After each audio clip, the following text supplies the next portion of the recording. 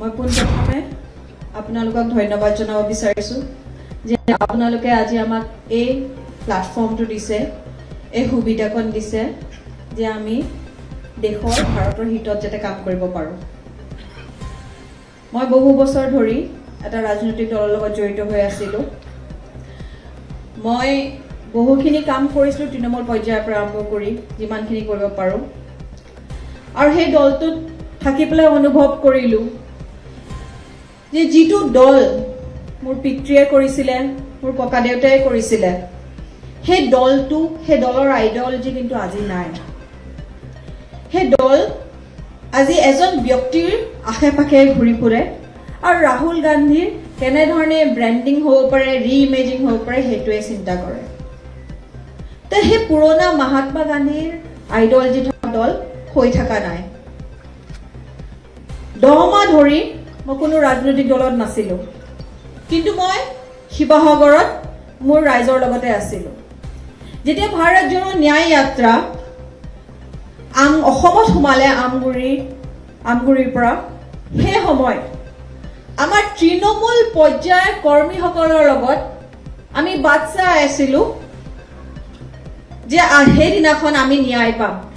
যিজন নেতাই মহিলা ক'লে, উইমেন এম্পাৱাৰমেণ্ট, সেইটো এটা আপোনালোকৰ ইণ্টাৰভিউ মনত আছে, 3 বাৰ 4 বাৰ 5 বাৰ উইমেন এম্পাৱাৰমেণ্টে কথা ক'লে, কিন্তু যেতিয়া উইমেন এম্পাৱাৰমেণ্ট বা মহিলাৰ কাৰণে ন্যায় দিবলৈ সময় আহিলে তেওঁ কিন্তু গুচি গ'ল। আৰু আমি দেখিলোঁ, এখন ফটো পালোঁ ফেচবুকত, য'ত সেই বাছখনৰ ভিতৰত তেখেতে আলোচনা কৰি আছে। এজন প্ৰাথমিকৰ প্ৰেচিডেণ্টে কানি কানি মোক কৈছে, অংকিতা, এইজন মানুহে তেওঁৰ ঘৰত গাঞ্জা পাইছিলে, গাঞ্জা পাই পেলাই জেলত আছিলে, এতিয়া বেলত ওলাই আহিছে। সেই মানুহজনৰ লগত ৰাহুল গান্ধীয়ে কথা পাতিছে, কিন্তু আমি যিসকলে ভোট কালেক্ট কৰোঁ তেখেতলোকৰ কাৰণে সময় নাই।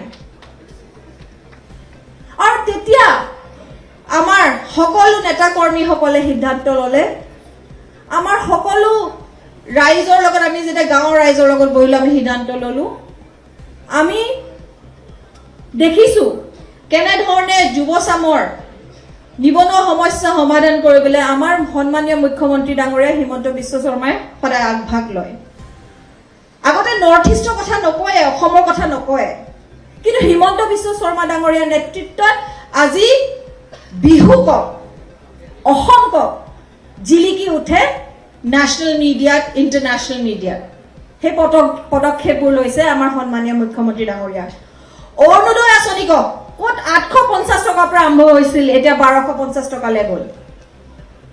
এইবোৰ দেখি আমি অনুভৱ কৰিছোঁ, গাঁৱৰ ৰাইজে আমাক পৰামৰ্শ দিছে কি এতিয়া আমি উন্নয়নৰ গতিধাৰাত আমি লগ দিব লাগে, আৰু সেইবাবে আজি আমি প্ৰাথমিক সদস্য হিচাপে ইয়াত অংশগ্ৰহণ কৰিবলৈ উপস্থিত হৈছোঁ।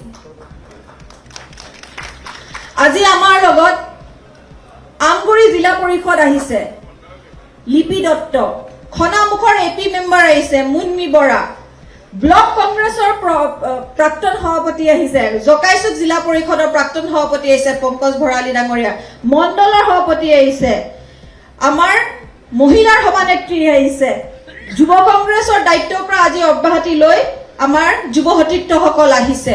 ঠিক এনেধৰণে শিৱসাগৰৰ চুকে কোণে পৰা আজি ইয়াত ভাৰতীয় জনতা পাৰ্টীৰ প্ৰাথমিক সদস্য হ'বলৈ উপস্থিত হৈছে।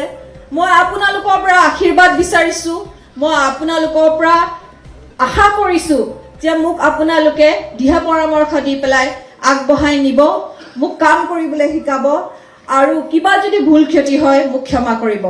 এইখিনিয়ে কৈ মই মোৰ চমু বক্তব্য সামৰণি মাৰিছোঁ। ধন্যবাদ।